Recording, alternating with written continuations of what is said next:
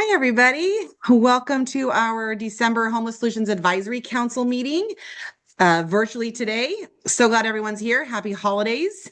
And we have a pretty light agenda, but there's always really good meat in it. So we're going to dive right in. Welcome to those. It's weird online, but Jess, you said Ryan was going to join us today. So that might be a new person to the Solutions Council. So, Ryan, thank you for being here. I don't see him yet, but thank you for being here. Just a reminder, we have updates that we're going to go through and then talk about that CoC NOFO and then 5 years some forecasting and long-term financial planning.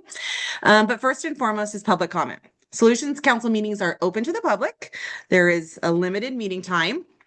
You can submit comments through our public comment form, which is online, or you can do it in person during this meeting. Do we have any in-person or online public comments that we need to review?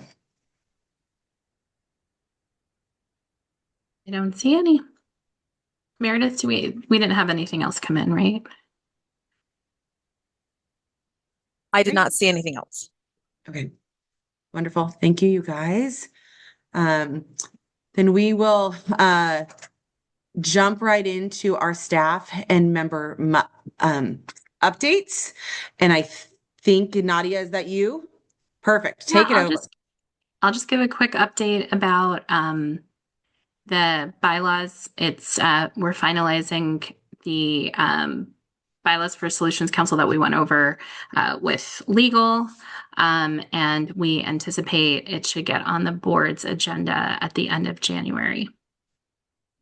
And then for committees, if there are any, I don't know if there was a lot going on this month, but any members that have committee updates.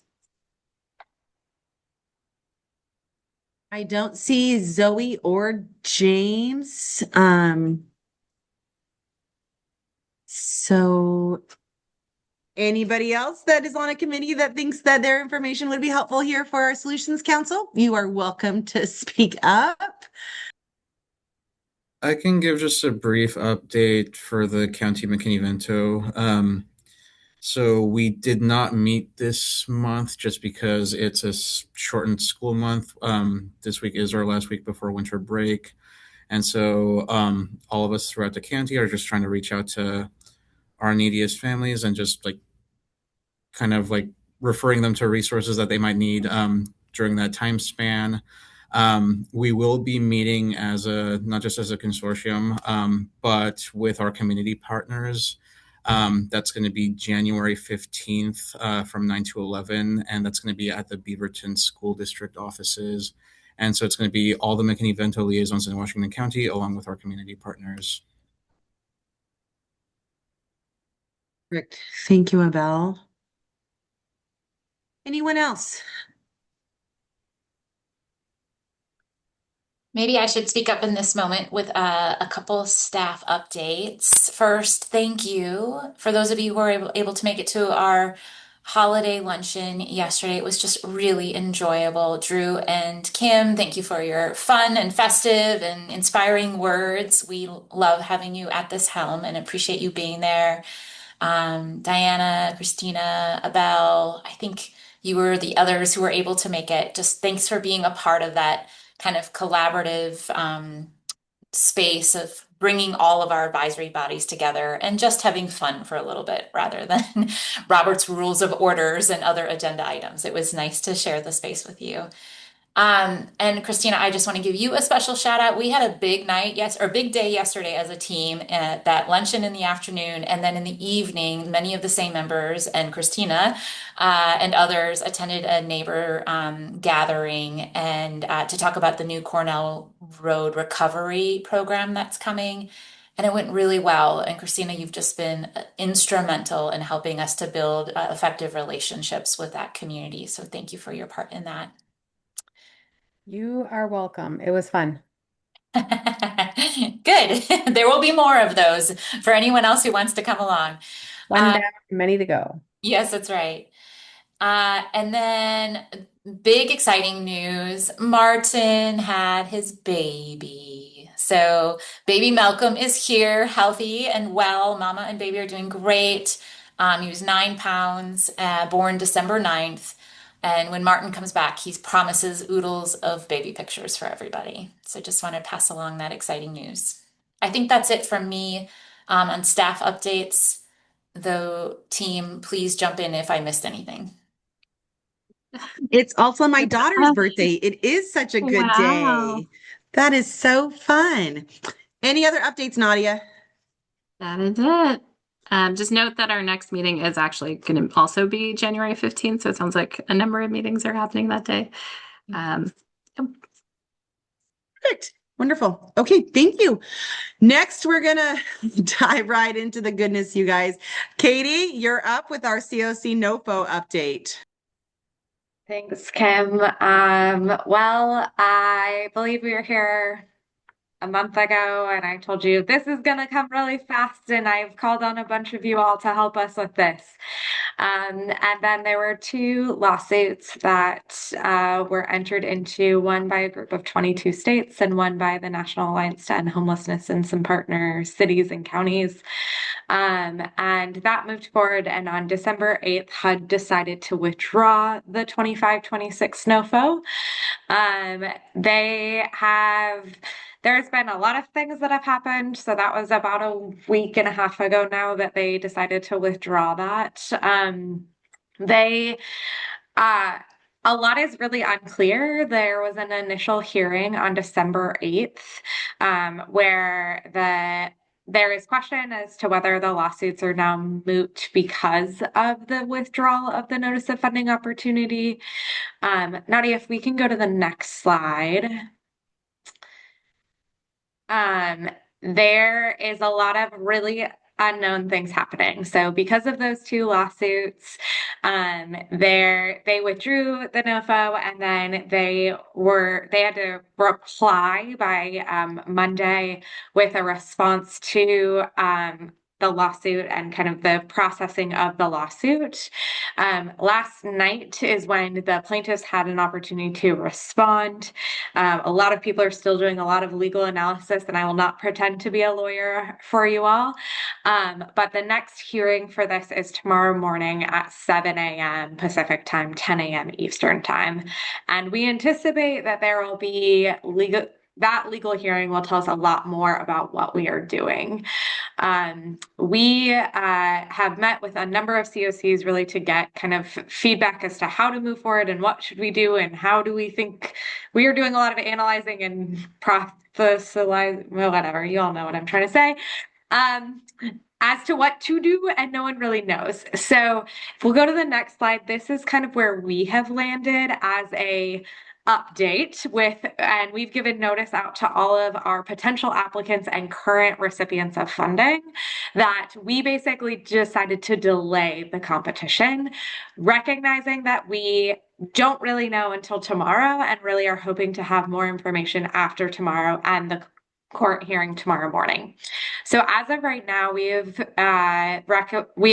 have a deadline of December 23rd at 11:59 p.m. that local applications are due to Washington County. Those are both renewal and new, with really not a ton of work for our renewals because Washington County does the majority of that work. We tentatively have scheduled with our procurement subcommittee a meeting on January 5th that morning to review applications, January 6th coming to you all for an approval, and January 7th having a notification. That is all based off of the timeline of if HUD turns around and releases something next Monday, we can respond to that release, which is, in our opinion, the fastest time that they could then release a new notice of funding opportunity. We have heard basically every rumor under the sun, from they will turn around and release it immediately to they will release it in late January with only a 2-week turnaround to they will sit on this funding for up to 2 years because they don't feel like they have to obligate it till September of 2027. So that is a lot of information to say we really have no idea what they're doing, and we are hopeful that the hearing tomorrow that we will be tuning into will help us understand a better next step forward as to what to do next. I think the other thing that I would share with you all is there is a lot of things in the response from HUD, and we're still digesting it and hoping to, between the response and the hearing tomorrow, have a better insight to help specifically with renewals of how to address that kind of shift and change and how to adapt. I think I might have one more slide, Nadia. No, I don't. Okay. But happy to answer any questions. I know that's kind of a little, we have no idea, up in the air, but I think we are also still strategizing with OHCS because they're a party to the lawsuit, and also with other states and COCs as to how they're responding. And I think with the new information this week, I think we're actively kind of leaning in and trying to adapt as we see fit, as well as with Multco and Clackamas County.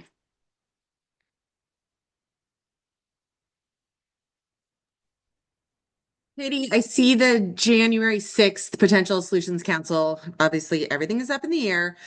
Do we go ahead and set that aside right now, or would you like to wait and see what really happens tomorrow, and then you guys will update us early next week with next steps and all those things? Okay, you're shaking your head. Great. That sounds like a plan. That would be our plan. I think, especially if there is not something that drops December 22nd, that will give us a lot more time to adapt. Our procurement subcommittee, we've also been thinking about, depending on what happens tomorrow, and I think we'll know more after that, do we almost run like two parallel processes as if they're running an FY 24-25 kind of in the same vein and spirit of that, simultaneously to the same vein and spirit of what they released in this NOFO, and then being able to respond quickly and having our subcommittee able to meet quickly. I think we're trying to evaluate like time and capacity and energy that our staff and all the staff we're asking of nonprofits to put into this, while also managing for we may have to respond really quickly. One of the things that I keep thinking about as we're kind of navigating the feedback from other COCs is one of the requirements in the COC language and application has always said you have to have a local competition finished 30 days prior. And so either we will have 30 days or they have to take that out, which is a lot of what these timelines are based off of, is that kind of 30-day requirement. So we may have to actively respond and work with all of you, but they either have to change requirements or we'll have 30 days.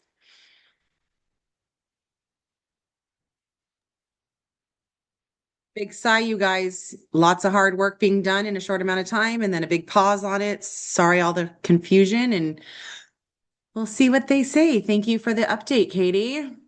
Any questions for Katie that she can't answer? Great. Okay, we're gonna move right on. And I think up next is gonna be some financial planning with Jess and Ryan. Ryan, welcome to the Solutions Council. We're glad you're here. So Jess, I'm gonna pass it over to you. Thank you, Kim. And thank you all for being here. As you may recall, I think we scheduled this meeting because of all of that NOFO work that Katie just walked through, or maybe we were leveraging this meeting because we knew we had some critical deadlines. And as Katie just described, now we don't even know what's up. So we will make sure you are communicated with as soon as we have more clear understanding. And thanks for rolling with the punches with us. But we're glad you're convened because we have this actually pretty juicy item. Kim, thank you for being at our board yesterday for their work session discussion. Sorry, that was Tuesday.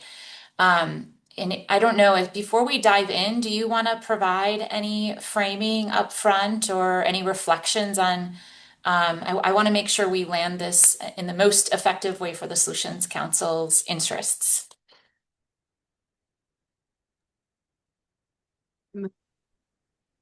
Any extra thoughts, Kim, since you were there? So the first thought I had was I'm asking Jesus to move Christmas because this is just timing is not good. So just putting me on the spot is that's what you're gonna get. No, I think that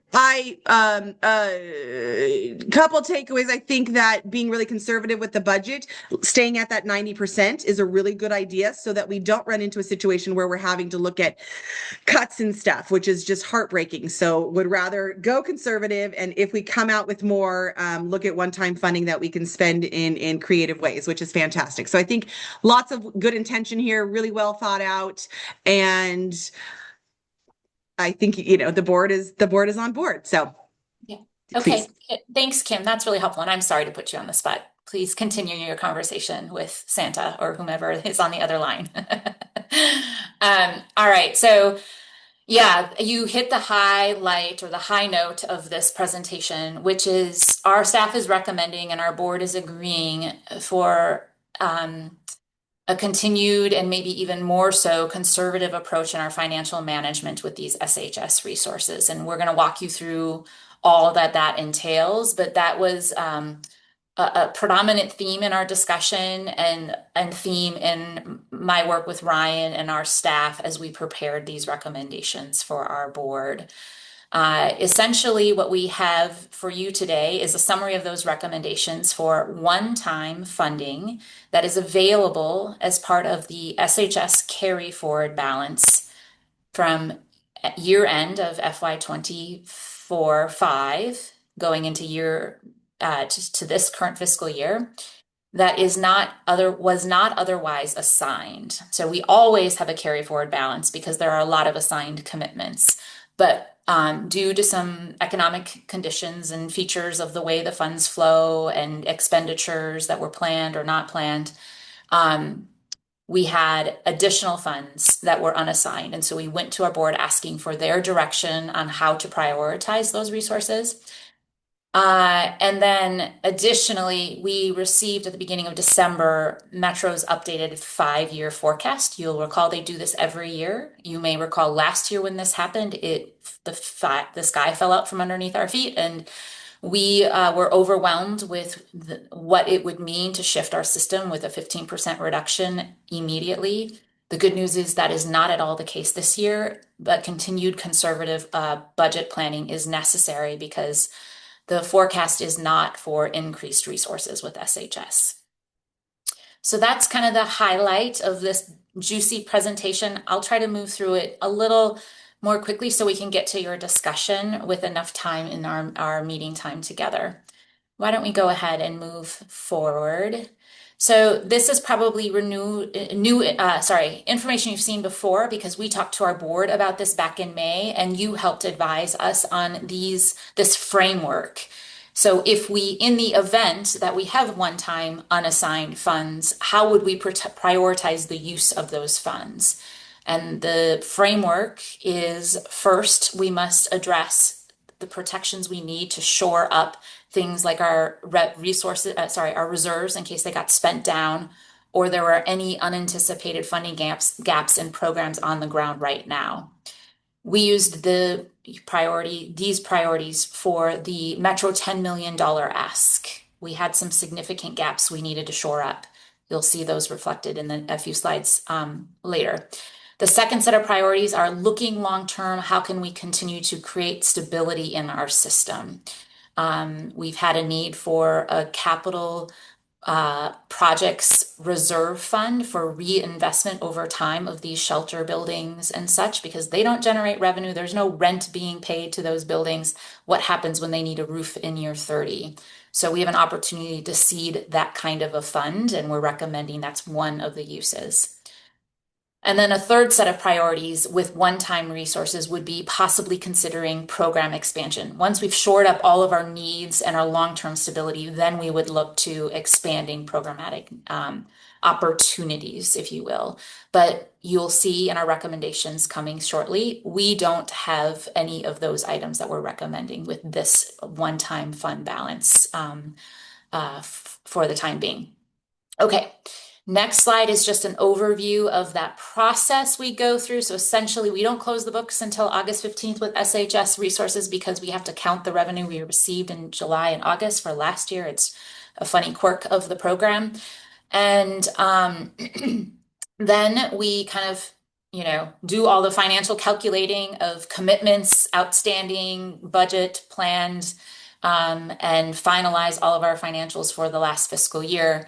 and establish what is that remaining end fund balance and what are any unassigned remaining funds. And then we bring that forward for the board's discussion as part of the process of informing our next year's budget. So that's what we're doing here is we're getting ready to go into next year's budget planning. There may be incidents for reasons like that we will need to use one-time funding for this current fiscal year that we're in. And in that event, we would do a mid-year readjustment with the board or through the board budget process. But at this time, we're not recommending that. We don't see that necessity. And you'll hear more of that as I go. All right, so that's just background, what this work is and where we're at. The next slide will show you the calculation. Let me walk you through this because it can be overwhelming. We deal with very large dollar amounts in the SHS work, and we are so grateful for that because we are now running a more than $100 million system every single year. So we did have a $97 million carryover balance at the end of the fiscal year. And then this is the way we add up all of our kind of revenues for this fiscal year. You start with how much you go into the year with. You add what you're projected to receive. We also got a $10 million commitment from Metro. So that gives us roughly $207 million that we're planning with, if you will. It's not in the bank, but we're planning with that resource right now. But we've already approved a $131 million budget for this program year underway right now. And we need to keep at least $24 million in the bank because of those reserve requirements. And we've already committed to how we're going to spend that $10 million from Metro. So even though it's not in the bank yet, it's already planned to go out the door. And similarly, we have $16 million of projects, some of your capital projects, other capital projects that have been committed by our board, but are not yet in our budget because they will be possibly not fully expended in this current budget year. So that means our kind of commitments for the FY 25-26 year and beyond are $182 million, which leaves us with a conversation for $24 million of carry forward funding that is not yet assigned. And that's what we brought to our board for discussion. Next slide. So this is just a reminder, so I'm going to go really quickly because of our time together. This is the first item that we asked for Metro for the $10 million, those shoring up gaps in capital projects underway up to $6 million. And the second slide is also from our first priority. You can advance the slide, would be eviction prevention. Sorry, there's a delay in advancing the slide, it seems. There we go. Eviction prevention to shore up the state-funded program that was significantly reduced due to this biennium's budget from the state legislature. So those two things we've had lots of conversation about, but I just wanted to remind the board about that. So those are the first two items of the commitments. Next, we go into talking about the new recommendations for the $24 million that remains. And here we are looking to those priorities that we were described in the second tier of the framework, so long-term stabilization. First, we're recommending, maybe if we could go back a second, the slide that had, thank you, just so folks can see the distribution of that. So first is increased resources for emergency response through our contracted providers right now. A new stabilization account that will help us stabilize the sort of erratic nature of the forecast, which Kim was alluding to. We'll talk about how that works. This reserve fund, we have some phase 2 for some capital projects we're going to put off to make sure that the program is renewed before we upgrade those projects permanently or to their final state. And then last, we have to get ready for HMIS transformation, and that'll be a lot of one-time kind of scaling up to get ready for that work with staffing and training supports.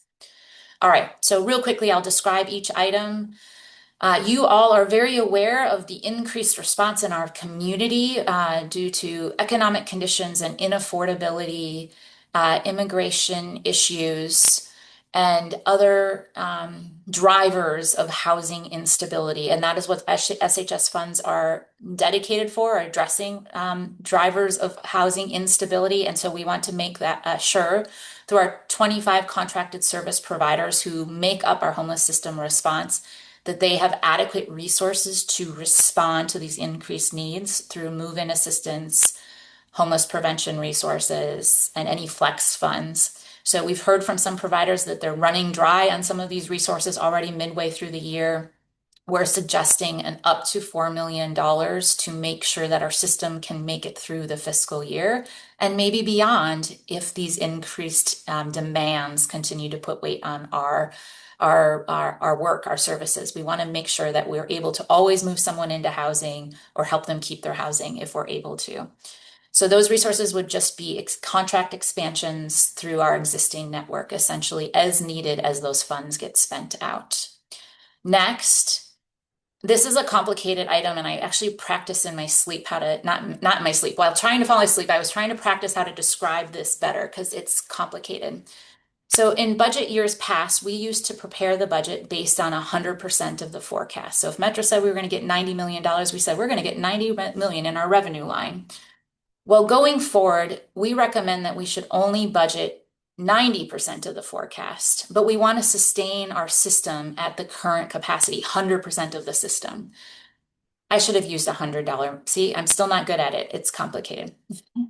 Let's say the forecast is $100 million and our system is $100 million. Well, rather than using the forecasted revenue of $100 million, we're recommending going forward, we would only use revenue, anticipated revenue of 90 million, so 90% of the forecast.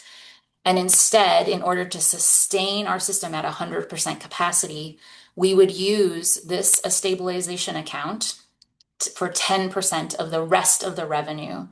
What this does is it protects our system in the middle of a program year if there's a significant drop in revenue, because we will be able to sustain at least a 10% reduction. We will already have $10 million that is being funded through existing resources. And it delays any significant shifts in the forecast or the revenue collections. It delays the impacts in our program, so we don't have to immediately lay off or ramp down programming, like you may recall we had to do last year. So this is a stabilization tool to just carry forward money from year to year so that we aren't reliant on the forecast entirely. We're only reliant on the forecast by 90%. You can tell me how I did. It's a really complicated concept, and I'm sure you'll have questions. So we'll come back to it, but I'll get through the rest of the list quickly. The third item is the reserve fund, which I mentioned earlier, and I think it's pretty logical. We've funded 18 different shelters, access centers, transitional housing, and usually when you build affordable housing, part of the reserves are built into the financing because you're collecting revenue every month, and you can set aside a little bit of money for year 15 or year 30 when you need a new roof. Unfortunately, that's not the way shelters operate. They don't collect a little bit of revenue. So we as a system are going to hold this account for all of these investments in our system that make up our homeless response, and make sure that through an available application process, these nonprofit and public owners can come forward when there are major systems that need to be upgraded or maintained through their long-term ownership. More to come on how to apply. I know many of you will be interested in that, but what we want to do is just seed the fund while we have these one-time resources. Next, we have 2 capital projects owned by the Department of Housing Services underway. One is Cornell Road, which you know well, and the next will be a permanent pod village. But the intention is to be frugal and conservative with those renovations of those permanent sites, because we want to make sure that we're going to be able to permanently own them and permanently operate them with the renewal of the SHS measure. If the SHS isn't renewed, we probably are going to have to dispose of some of these assets. So for that reason, we're recommending a conservative phase 1 to renovations to bring those projects online immediately. But then when the measure is renewed, we would finish those renovations to bring them up to that kind of final state of what we want the property to operate like. Now, if the measure is not renewed, of course, this and other reserve funds would ultimately be repurposed for ramping down programs and emergency resources to serve our community while we're adjusting to a world without SHS resources. We hope that day never comes, but that we would not, renovate if the building is not, or if the measure is not renewed. And then the last item was one I also mentioned, which is HMIS. Huge region-wide modernization. I am sorry to foreshadow for you all who have staff who do HMIS data. We're all going to have to learn how to do it differently. Ultimately, it's going to be a lot easier, a lot better. Make our case managers able to do better case management work because they have less time pulling their hair out with wonky HMIS systems. But it's going to take a lot of extra effort getting there, training, and some staff capacity. So we asked that some of this resource would be set aside for that 2 to 3 year long project. So that concludes the list of our recommendations. And before we get into discussion, I'm excited to introduce you all to our Deputy CFO, Ryan Bonsbach, who's with us. He's going to show off his mad financial talents with a summary of Metro's 5-year forecast update, and then we'll get into all your feedback and discussion items. Yeah, thanks for the invite today and great to be here. And it was also great meeting some of you yesterday. So Jess used the word conservative a lot, and that was really similar to what we heard from Metro when we were getting an updated forecast. And so I think as Jess was mentioning, a lot of the strategies that we're looking at are really in reaction to both the drop in anticipated funding that happened last year that caused that mid-year programmatic drop, and also just the ongoing forecasting that we're getting from Metro. So something that we keep thinking about is that it is in fact a forecast, and it's really, we use it as a budget planning tool that is important. And income tax is inherently volatile, and income tax right now in the Portland metro area and in Oregon is also volatile. And so we kind of talked through a lot of that with Metro, but just in that briefing with Metro, some of the things that we went over. So the Portland metro region, overall slowing revenue growth that we're seeing, and that's really what's feeding into their updated forecast. That was, as we'll see in the next couple slides, a downward adjustment across the next 5-year period. And locally, in Portland specifically, we are lagging the rest of the country in kind of the economic recovery post-COVID, and we are just lagging in terms of economic indicators overall compared to the rest of the country. A couple other things, we can go back to the previous slide really quick. The federal government's, the One Big Beautiful Bill Act had a number of changes to the tax code in it.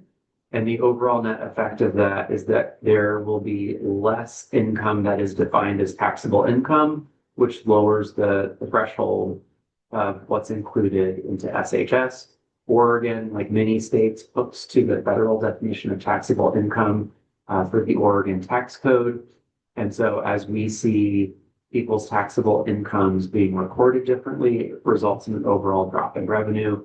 Another policy change, the Metro Council approved indexing to inflation of what those thresholds are that you were paying the tax on above certain thresholds. So I think before it was 120,000 and 200,000 for households, and I think it's been indexed up to 123,000 and 205,000 for the tax year that's starting on January 1st. So that won't result in an immediate change.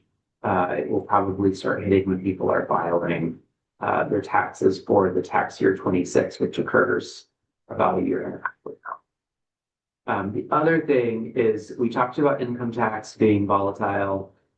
This is a progressive income tax. It's on higher earners, and there's even more volatility there than there is in income taxes across the board.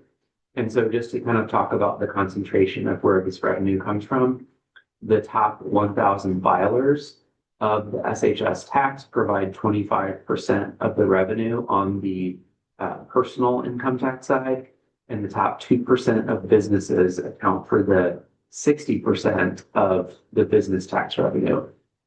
In I think October of this year, there was a huge bump up in revenue, and it was related to one company realizing that they had nexus to the tax and voluntarily paying multiple years worth of anticipated tax.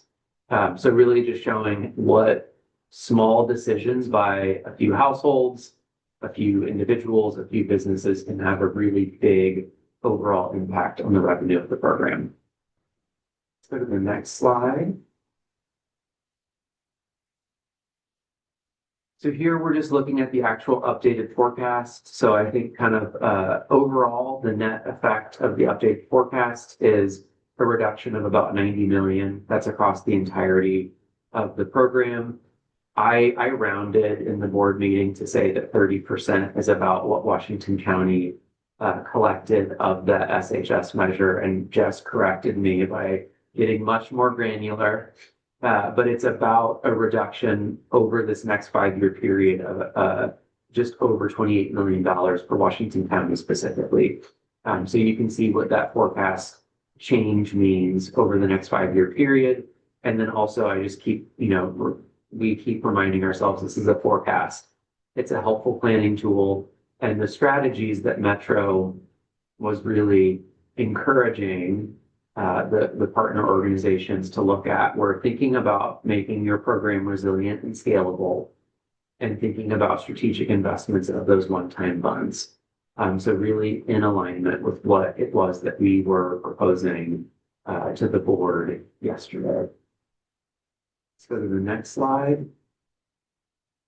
And this next one we included for the board presentation just to also think about the ongoing effects of just annual inflation year to year, where we might think normally a flat budget means commensurate service levels, but really just trying to highlight that ongoing 3% expected annual inflation really means that a flat budget does not mean a comparable service level. It really could result more in a 3% decrease. And so what we're looking at here is the year-to-year change in anticipated revenue to Washington County specifically, and how that would compare on an annualized basis to whether or not we were meeting that 3% inflationary effect or whether or not we wouldn't. So obviously the next couple of years, we're anticipating some reduced revenue.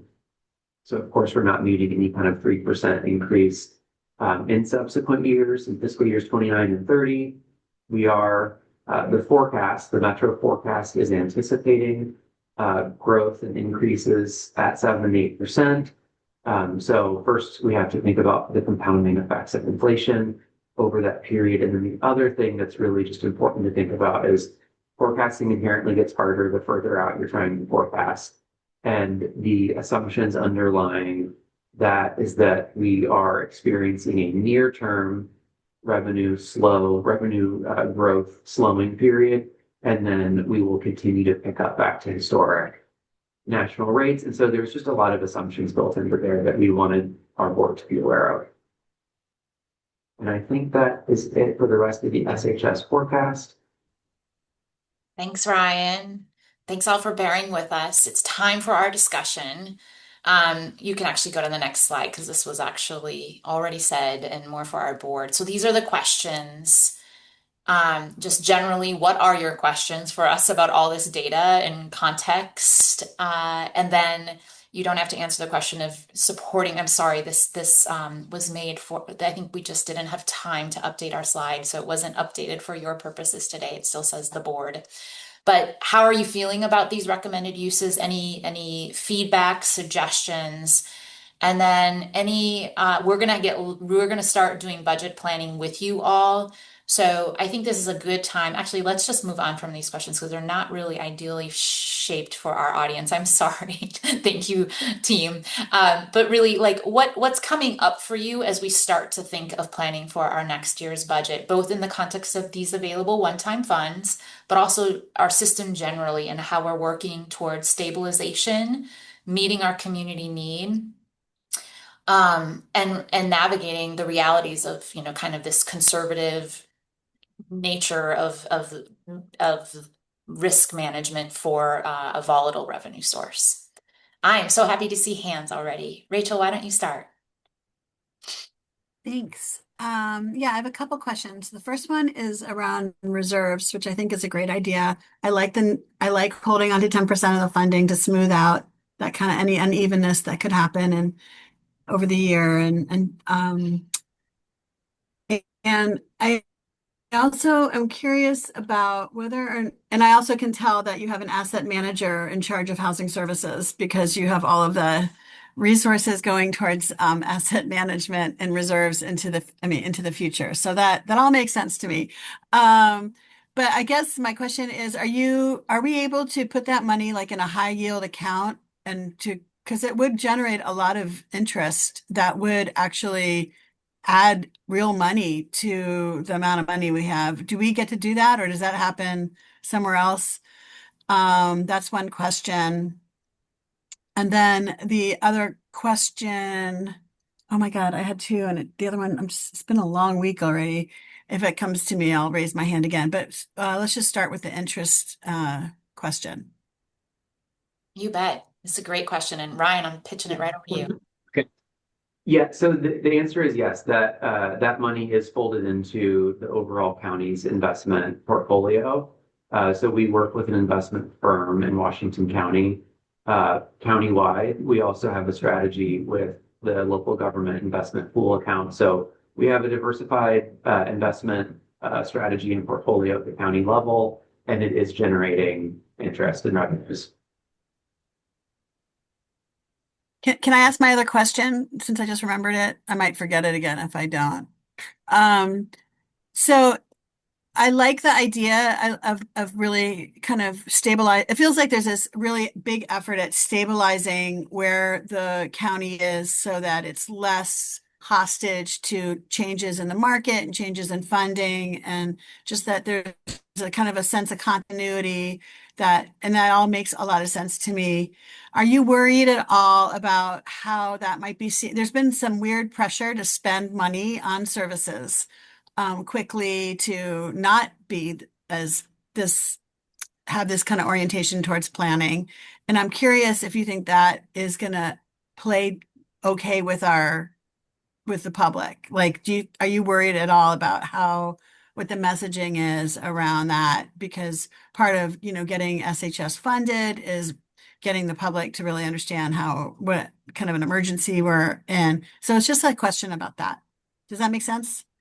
It makes very good sense, Rachel, and I really appreciate it. And I would say that this is an important thing that we've been navigating because of some of the context in our neighboring counties is really different than they're not having this conversation. They don't have this opportunity because what happened, I think it's fair to say in Washington or in Multnomah County is when they started with SHS resources, they didn't start a system from scratch.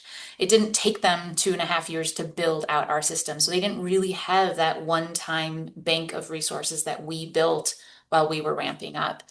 And then not only did it not take them that long to build out their system, they could just kind of like double down on a lot of their programs really quickly, but they also had so much resource from FEMA and ARPA era funding from COVID that they had expanded their shelter network out of the necessity of the pandemic.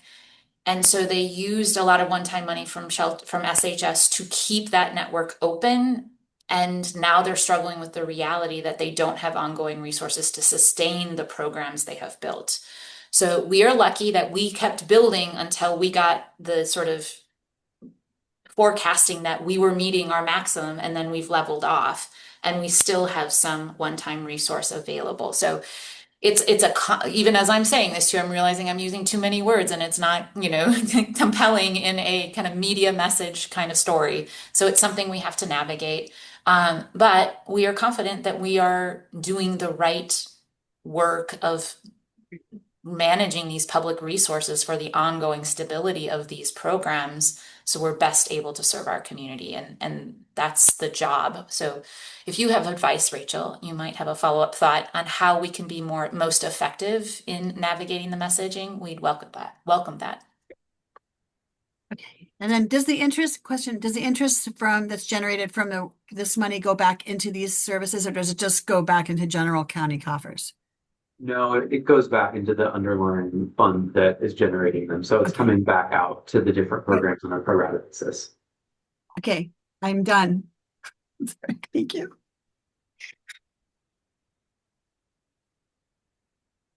Did I see another hand? Did Rachel ask all the good questions? There are more. My Yeah, question Vernon. was, I think exactly what Rachel's second question was, just about the optics of not using 100% of our revenue and what message that was sending. So thanks.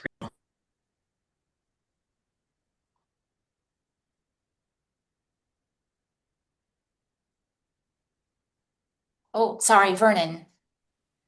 Yes, thank you. Real quick, so with the interest that is received or raised based on the investments, and it going back into the programming, will providers such as ourselves have any voice in how maybe that can be allocated uh, to the various programs that is coming out, or where is allocated coming from? I guess is my question. Um, I mean, I think that the conversation of our ongoing long-term financial management comes back to this table. So that's part of the budgeting process. And when we have new reserves accounts that are generating interests and we have new one-time resources and new increased capacity for our systems, yes, that is the conversation for this body and ultimately our board. But, this is an important, you provide that community guidance, and this table will continue to provide that. Thank you, Vernon. Jim, nice to see you. Hi, I'm sorry to have been tardy, but nonetheless. So I have a question, but before that, I have a couple of comments.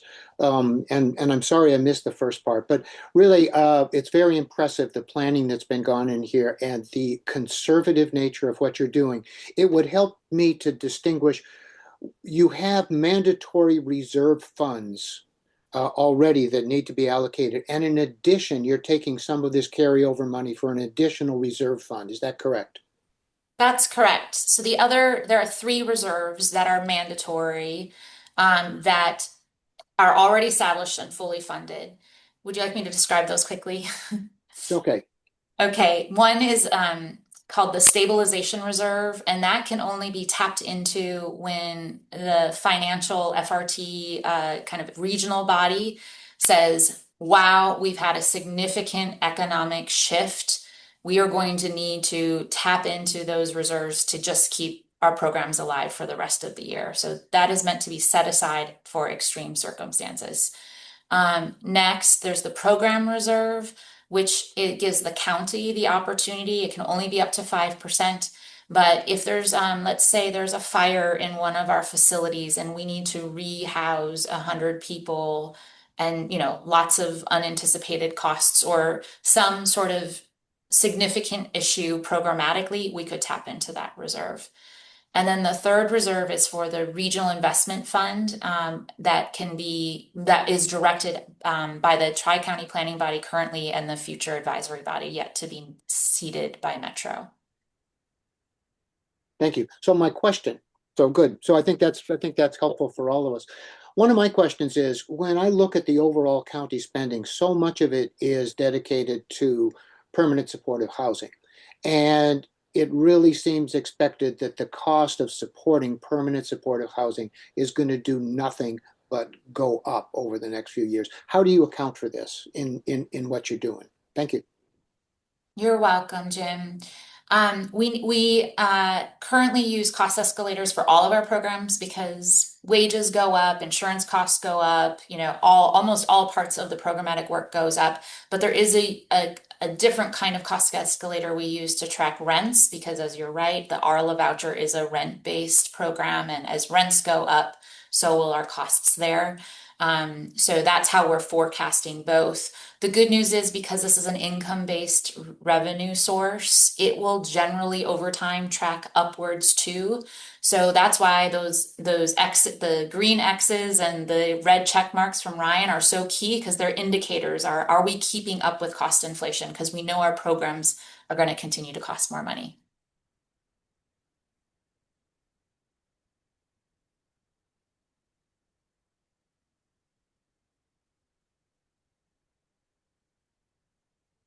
Good questions today. Can I ask, how can our team help to prepare the right conversations or prepare for the questions you're going to want to ask us when it comes to planning for programmatic budgeting? This is just one time, if you will, but we're getting ready to get ready for like, how are we budgeting for next year? How are we supporting that ongoing operations of our system? How are we meeting the needs of our system? What are some topics, themes, issues that come up for you that we can be proactive in planning for?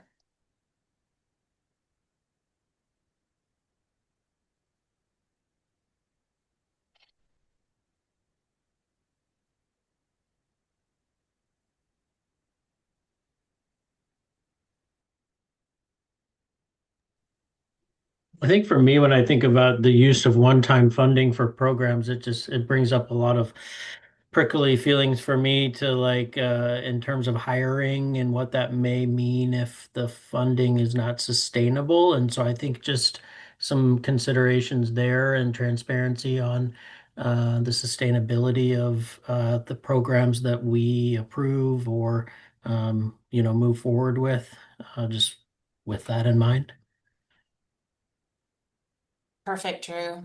That's great. We can be more explicit about describing when we're using one-time funds for programs and how we're planning for the sustainability of that or the ramp down of that. Like, for example, the emergency funds right now that we're up to 4 million adding, those are all going out in, assistance to households, right? Participant assistance or financial assistance. So in theory, we're using the existing system and network of capacity to just make sure there's enough rent assistance to meet the need. But we'll be thoughtful about how we prepare our materials to describe the difference. Thank you. Yeah, Rachel. So you're talking about budgeting, not just for the one time only, but like for in general, how is that what? Is that Yeah, what your yeah. question? So like Okay. a lot of, yes, exactly. Kind of looking forward because we're going into budget season and you'll be coming along with us. So I have a couple of things that are I always that are helpful. I think one is it's not when we're planning this how to spend this money, when you're planning how to spend this money, there are some like agreements, I think, maybe tacit agreements or agreements we've explicitly made around what are baseline services that we don't want to lose. And I feel like a check on those to make sure we're all kind of on the same page on that. And then that kind of gives you a sense of what's left in a way that is maybe not falling in that. Like if we agree that there's a certain amount of shelter capacity, a certain amount of like all this, that all costs some money. And then there's other things. So that's one thing. And then the other thing that's, I think, super helpful as we think about this money is to remember it doesn't exist in its own by itself, but it exists in context of other funding sources. Not a ton, but some. So like we are hopefully, God willing, and the creek is obviously rising very much today and this week with this atmospheric river. But I mean, I do think that we're hopeful that the federal funds are going to continue to flow to our community. We need them.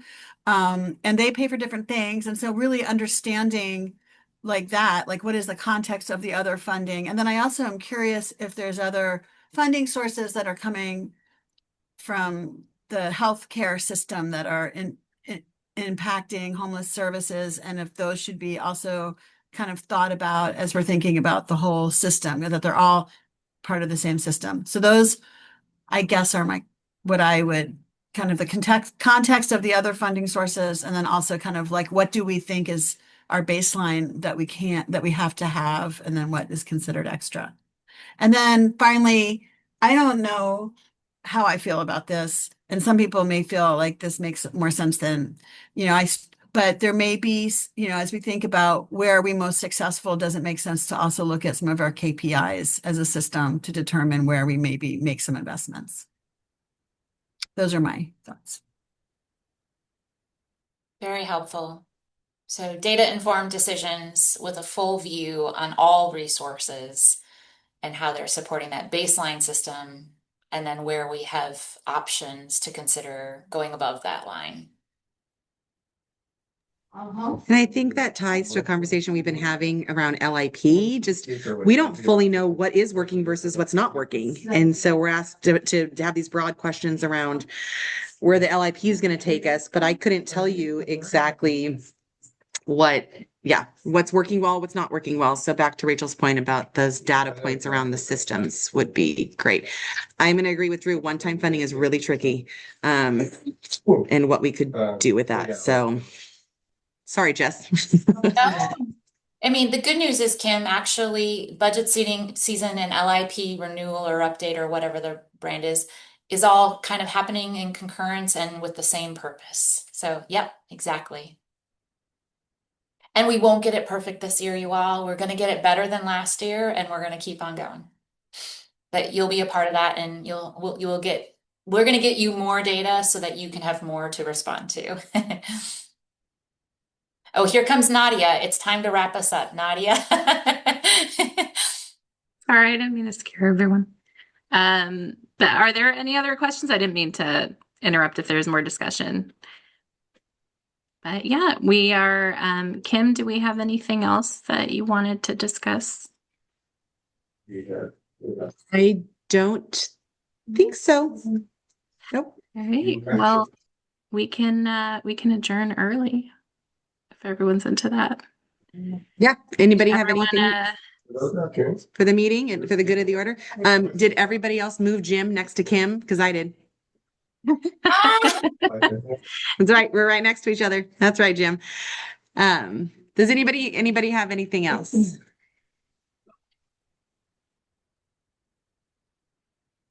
Okay. Oh. Well, then we will adjourn this meeting. Oh, no. Jim's Jim hands up, came is through. it? I can't let that go unnoticed. No, my only question is, I think it's the duty of the board to be more responsible for the financial data that you're going to be reporting to us. And in just a little reflection on what the SHS does, the graphic presentations of that information in each meeting is extremely important. And I'm sure between you and Ryan, you can do this with information that is easily seen and easily accessible so that we can discuss it. That's all. Thanks, Jim. We'll keep working on that. And if there are things that have worked really well, let us know, or things that have not worked well, that helps too. Thanks, everyone. This was really, really helpful feedback. We will look forward to bringing you more budget data and program data for our discussions in the new year. And thanks for being with us today. Thanks, everybody. Happy holiday season. Happy See you in holidays. the Bye, new everyone. year. Bye.